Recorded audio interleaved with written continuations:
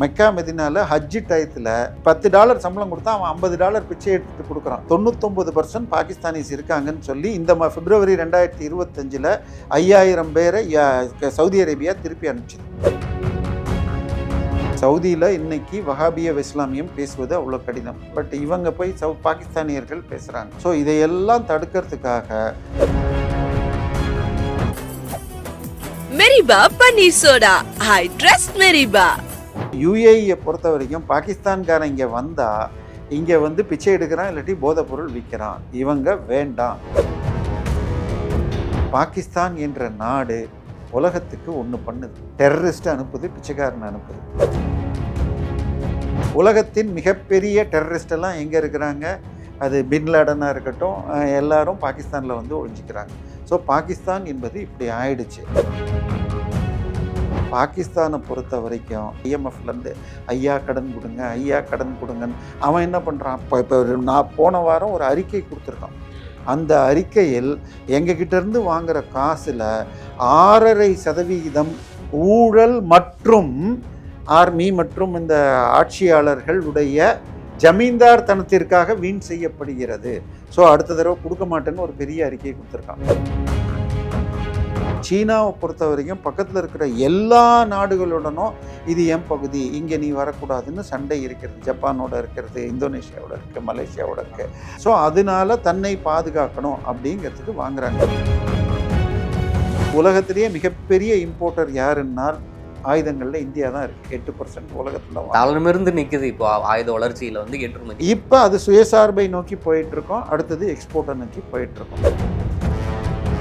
France நிறுவனத்தோடு போட்டிருக்கிறதுல engine உட்பட எல்லா டெக்னாலஜியும் இவங்க மேனுஃபேக்சர் பண்ண ஆரம்பிச்சிட்டாங்கன்னா இந்தியா ஃபைட்டர் ஜெட் தயாரிக்கிற அளவுக்கு போயாச்சுன்னால் உலகமே கண்டிப்பாக பயப்படும்.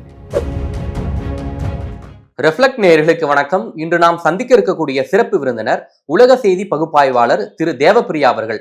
சார் வணக்கம். சார் வணக்கம். சார், ஐக்கிய அமீரகம் வந்து பாகிஸ்தானர்களை வந்து மிகவும் ஒரு கொச்சையாக பிச்சை எடுக்கதாண்டா வரீங்க அப்படின்ற போல சொல்லி நீங்க வந்து ரொம்ப குற்ற செயலில் ஈடுபடுறீங்க அப்படின்ற போல சொல்லிட்டு விசாவை வந்து ரத்து பண்ணியிருக்காங்க. விசாவை கொடுக்க முடியாது அப்படின்ற போல செய்திகள் வெளியாகிய வண்ணம் இருக்கு. என்ன சார் நடக்குது? இல்லை, அதாவது பாகிஸ்தான் நாட்டை பொறுத்த வரைக்கும் அங்கேருந்து 2-3 விஷயம். அதாவது கல்ஃபில் இருக்கிற நாடுகளில் போர் வீரர்கள் கஷ்டம். ஏன்னா கல்ஃப் அரப்ஸ் வந்து அந்த மாதிரி வேலைக்கு போய் நைட்டில் ஒர்க் பண்ணுறதுலாம் பண்ண மாட்டாங்க. அதுக்கு பாகிஸ்தானி சோல்ஜர்ஸ் யூஸ் ஆவாங்க. ஆனால் மற்ற வேலைகளுக்கு வர்றாங்கன்னா ஒரு மிகப்பெரிய வேலை ஒன்று நடக்குது. மெக்கா மெதினால ஹஜ்ஜி டயத்தில் பிச்சைக்காரர்களாக பாகிஸ்தானுக்கு வந்துட்டு அவங்களுக்கு ஒரு நாளைக்கு இவ்வளோ டாலர் சம்பளம் கொடுத்தா $10 சம்பளம் கொடுத்தா அவன் $50 பிச்சை எடுத்துகிட்டு கொடுக்குறான். இந்த மாதிரி வேலை செய்கிறாங்க. அதில் 99% பாகிஸ்தானிஸ் இருக்காங்கன்னு சொல்லி இந்த பிப்ரவரி 2025 5000 பேரை சவுதி அரேபியா திருப்பி அனுப்பிச்சது. இது மாதிரி அங்கே எல்லா நாடுகள்லேயும் ரெகுலர் பிச்சை ஹஜ்ஜி டயத்தில் எடுக்கிறத தவிர எடுக்கிறது இருக்காங்க. இதை தாண்டி போதைப் பொருள்கள் விற்பனை, இது குற்றச்செயல்கள், இது இதில் அங்கெல்லாம் இங்கே மாதிரி உங்களுக்கு தீவிரவாதமாக ஜமாத்தில் பேச முடியாது. சவுதியில் இன்னைக்கு வஹாபிய இஸ்லாமியம் பேசுவது அவ்வளோ கடினம். பட் இவங்க போய் பாகிஸ்தானியர்கள் பேசுகிறாங்க. ஸோ இதையெல்லாம் தடுக்கிறதுக்காக சவுதியும் யுஏஇயும் இப்போ என்ன பண்ணிட்டாங்க? டிப்ளமாட்டிக் விசா இருக்கிறவங்க, அதாவது அரசு டு அரசு நேரடியாக வெளியுறவுத்துறை தொடர்பு உடையவர்கள், அரசு விசா இருக்கிறவர், அரசு பாஸ்போர்ட் வச்சுருக்கிறவங்க, இன்னொன்று எக்ஸிக்யூட்டிவ் பாஸ்போர்ட் வச்சுருக்கிறவங்கள தவிர மீதி யாருக்கும் கடந்த 3 மாதத்தில் கொடுக்கவே இல்லை. இல்லை ரேரஸ்ட் ஆஃப் ரேர் தான் கொடுத்துருக்காங்க. ஸோ யுஏஇயை பொறுத்த வரைக்கும் பாகிஸ்தான்காரன் இங்கே வந்தால் இங்கே வந்து பிச்சை எடுக்கிறான், இல்லாட்டி போதைப் பொருள் விற்கிறான். இவங்க வேண்டாம் அப்படின்னு யுஏயும் பண்ணியிருக்காங்க, சவுதியும் பண்ணி. ஹெட்டிங் யுஏன்னு தான் படிக்குது. உள்ளே போய் பார்த்தீங்கன்னா சவுதி அரேபியா இதை பண்ணுது அப்படின்னு சொல்லியிருக்காங்க. சார், பாகிஸ்தான் என்ற நாடு உலகத்துக்கு ஒன்று பண்ணுது. டெரரிஸ்ட்டை அனுப்புது, பிச்சைக்காரனை அனுப்புது. இந்தியா உலகத்தில் இருக்கிற டாப் 200 மல்டிநேஷ்னல் கம்பெனியில் சேர்மன் சிஇஓவாக இருக்கிறது இந்தியர்கள். உலகத்தின் மிகப்பெரிய டெரரிஸ்டெல்லாம் எங்கே இருக்கிறாங்க? அது பின்லாடனாக இருக்கட்டும், எல்லாரும் பாகிஸ்தானில் வந்து ஒழிஞ்சிக்கிறாங்க. ஸோ பாகிஸ்தான் என்பது இப்படி ஆயிடுச்சு. ஆனால் சவுதி அரபியர்களை பொறுத்த வரைக்கும் அவர்கள் உழைப்பதற்கு இந்த தலைமுறையிலேருந்து மாறினால் உண்டு. இது வரைக்கும் அவங்களுக்கு பெட்ரோலை விற்றா போதும் நமக்கு ஆளுக்கு இது இருக்கிறப்ப ஏன்னு சொல்லிட்டு இந்த உழைப்பிற்காக மற்ற நாட்டு இது பண்ணிட்டு இருந்தாங்க. சவுதியில் டேக்ஸே இல்லாமல் இருந்தது. சென்ற வருடம் ஜிஎஸ்டி போட்டு இன்றைக்கி 5ல் ஆரம்பித்து இன்றைக்கி 12க்கெல்லாம் வந்துடுச்சு. ஸோ இன்கம் டேக்ஸ் கொண்டு வந்துட்டாங்க. முன்னாடி இது சம்பளத்தை அவங்க அரபு கேலண்டர் வழியாக கொடுத்தாங்க. இப்போ அப்போ 28 நாள் 29 நாளைக்கெல்லாம் 1 மாத சம்பளம் இருந்தது. வேறஸ் நம்ம யூஸ் பண்ணுற இன்டர்நேஷ்னல் கேலண்டரை யூஸ் பண்ணால் ஜூலியன் கேலண்டர் இல்லை கிரிகோரியன் கேலண்டர் படி மொத்தம் 30-34. ஸோ அதையும் மாற்றிட்டாங்க. ஸோ எந்த முஸ்லீமுடைய இங்கே இவங்க ஹிஜ்ரி கேலண்டர்னு டேட்டு போடுவோம், அதையெல்லாம் சவுதி அரேபியாவே விட்டுடுச்சு. ஸோ இப்போ அவர்கள் இந்த சிக்கல்லேருந்து இருக்கிறப்ப பாகிஸ்தானியர்களை நம்ம நாட்டில் வச்சுக்கிட்டா நமக்கு கேடு அப்படின்னு யுஏயும் அனுப்புது, சவுதியும் அனுப்புது. ஏற்கனவே பாகிஸ்தான் என்பது படு பாதாளத்தில் தான் இருக்குது. அங்கே இருக்கிற மக்கள் அங்கே தொழில் கிடையாது, பொருளாதாரம் கிடையாதுன்னு சொல்லிட்டு அண்டை நாடுகளுக்கும் அதாவது வெளிநாடுகளுக்கு தான், குறிப்பாக முஸ்லீம் கண்ட்ரிஸுக்கு தான் போயிட்டு அவங்க வேலை பார்க்குறாங்க. இப்படி இருக்கும்போது அவங்களுக்கு வந்து மிகப்பெரிய ஒரு இன்னல்களுக்கு ஆளாகவுமே என்ன பண்ணுவாங்க சார்? அதை பற்றி அவங்க கவலைப்படல. அதாவது மரம் வச்சா தண்ணி விடுவான்னு நம்ம சொல்லுவாங்க. அது மாதிரி அவர்களுக்கு குழந்தை கட்டுப்பாடும் கிடையாது. பாப்புலேஷன் ஏறிக்கிட்டே இருக்கிறது. ஆனால் என்ன மீன் ஜாப் சார், கழுதை எக்ஸ்போர்ட்டுங்கிறது மிகப்பெரிய அளவில் நடக்குது. சீனாவில் கழுதை மீட் சாப்பிட்றதுக்கு இருக்குதுன்னு சொல்லிட்டு கழுதை வளர்ப்புங்கிறது ஒரு தொழிலாக இருக்கிறது. இன்னும் சொல்ல போனால் பெட்ரோலை வாங்கி வண்டி ஓட்ட முடியலன்னு சொல்லிட்டு கழுதை வண்டிகள் இன்றைக்கி நம்ம பாகிஸ்தான் சிட்டிஸில் பார்க்கலாம். 2 கழுதையை பூட்டி நம்ம பழைய மாட்டு வண்டி மாதிரி ஓடுற மாதிரிலாம் வருது. ஸோ இது பாகிஸ்தான் என்பது தனக்கு ஒரு ரெஸ்பான்சிபிள் ஸ்டேட்டாக, அதாவது பீப்புள் வெல்ஃபேர் ஸ்டேட். உலகத்திலேயே இந்தியா மட்டும்தான் வெல்ஃபேர் ஸ்டேட்டு. உக்ரைனில் வந்து அங்கே போர் வந்த உடனே அங்கே இருக்கிற அத்தனை ஸ்டூடெண்ட்டையும் நம்ம நாட்டு செலவில் கூட்டிகிட்டு வந்தோம். இதை காட்டி அமெரிக்காவில் கேட்டால் அவன் கடனை வாங்கிட்டு வரட்டும், நான் அரசெல்லாம் செலவு பண்ண மாட்டேன்ட்டான். அமெரிக்கன் ஸ்டூடெண்ட்ஸ் இருந்தால் அவர்கள் பார்த்துக்கணுன்ட்டான். பட் இந்தியா தான் இந்த முறை உக்ரைனாக இருக்கட்டும், அதுக்கு முன்னாடி லெபனானாக இருக்கட்டும், ஈரான் ஈராக் போராக இருக்கட்டும், எல்லா நேரத்துலையும் அப்பப்போ கூட்டிகிட்டு வந்துடுறோம். ஸோ இந்தியா ஒரு வெல்ஃபேர் ஸ்டேட். பாகிஸ்தானை பொறுத்த வரைக்கும் அவர்கள் இன்றைக்கி ஒரு 3 மாதம் 6 மாதத்துக்கு ஒரு தடவை போய் ஐஎம்எஃப்லேருந்து ஐயா கடன் கொடுங்க, ஐயா கடன் கொடுங்கன்னு அவன் என்ன பண்ணுறான். இப்போ நான் போன வாரம் ஒரு அறிக்கை கொடுத்துருக்கான். அந்த அறிக்கையில் எங்ககிட்டேருந்து வாங்குகிற காசில் 6.5% ஊழல் மற்றும் ஆர்மி மற்றும் இந்த ஆட்சியாளர்களுடைய ஜமீன்தார் தனத்திற்காக வீண் செய்யப்படுகிறது. ஸோ அடுத்த தடவை கொடுக்க மாட்டேன்னு ஒரு பெரிய அறிக்கையை கொடுத்துருக்கான். இதெல்லாம் ட்ரம்ப்புடைய மேற்பார்வையில் பாகிஸ்தானை இன்னும் இழுத்து பிடிக்கிறதுக்காக, ஏன்னா ஐஎம்எஃப் தானா இதை நெருக்கிறதுக்காக கொடுக்குறாங்க. அதனால பாகிஸ்தான் இன்னும் பல சிக்கல்களில் மாட்டும். இது ஒரு பாகிஸ்தான் 4 வெவ்வேறு நாடுகளாக பிரிவதற்கும் ஒரு சூழ்நிலை வரலாம். Okay sir. அதாவது அரபிஸ்கள் அவர் வந்து ஐக்கிய நாடுகளில் வந்து அவங்க வந்து ரொம்ப உழைக்கவே மாட்டாங்க அப்படின்னு போல சொல்கிறீங்க. அப்படி இருக்கும்போது இவங்களை அனுப்புறதுல இவங்களுக்கு தானே சார் பாதிப்பு? இல்லை, அதாவது அதுக்கு சார் இன்னைக்கு இது இங்கே வந்து அரபியர்கள் ஏன்னா அவங்க செல்வந்தர்களாக இருந்ததுனால சார் ஐரோப்பாவில் குழந்தை பெற்றுக்கலன்னு சொல்லிட்டு அகதிகளாக சேர்த்துக்கிட்டாங்க.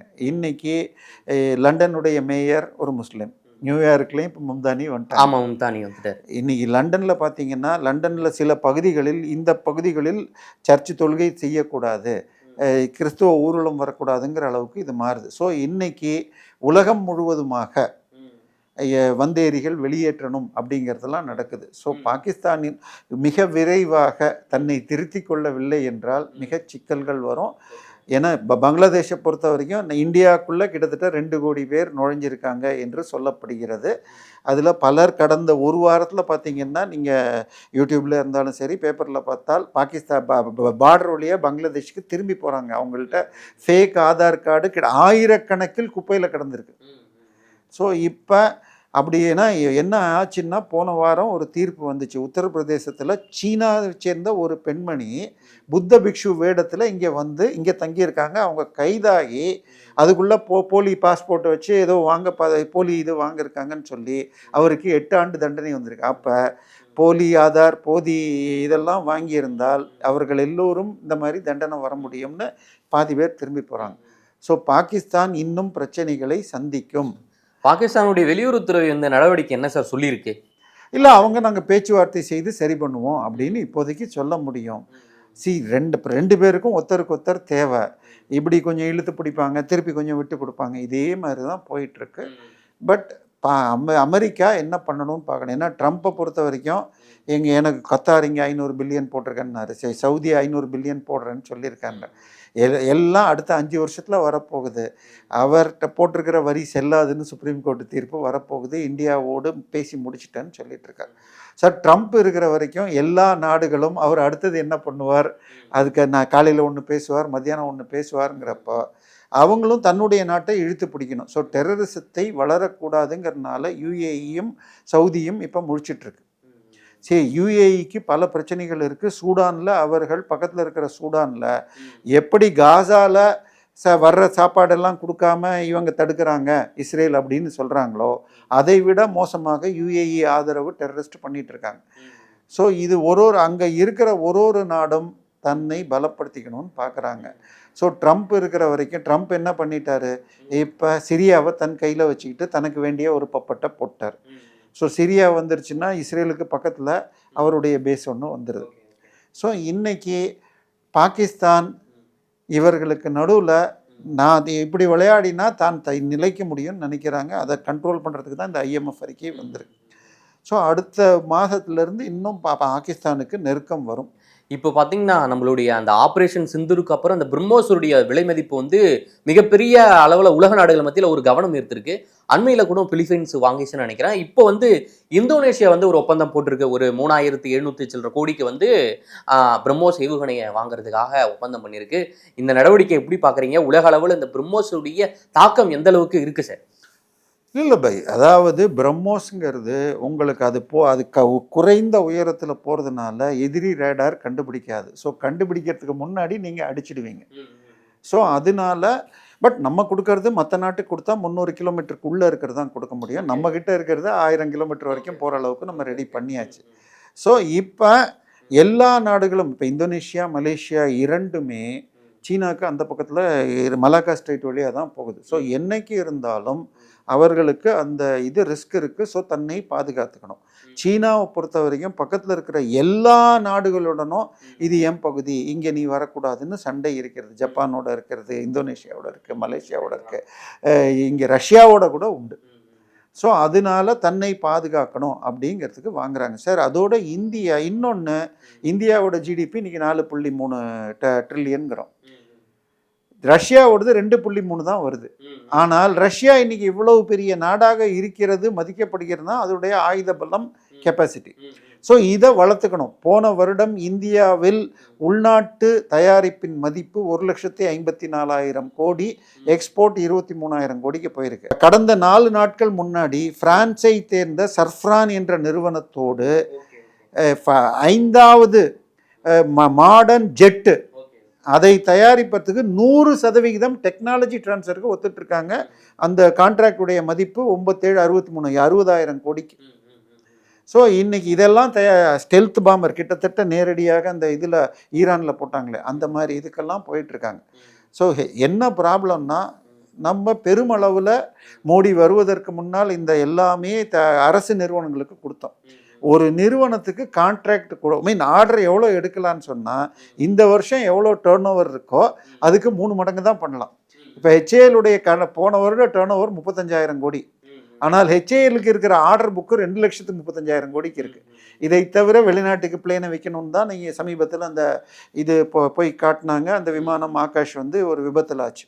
ஸோ அதனால இப்போ தனியார் ப்ரொடக்ஷனுக்கு போய் பண்ண ஆரம்பித்தால் இந்தியா மிக விரைவில் அதாவது உலகத்திலேயே மிகப்பெரிய இம்போர்ட்டர் யாருன்னால் ஆயுதங்களில் இந்தியா தான் இருக்குது. 8% உலகத்தில் இருந்து நிற்குது. இப்போ ஆயுத வளர்ச்சியில் வந்து ஏற்றுமதி. இப்போ அது சுயசார்பை நோக்கி போயிட்டுருக்கோம். அடுத்தது எக்ஸ்போர்ட்டை நோக்கி போயிட்டுருக்கோம்.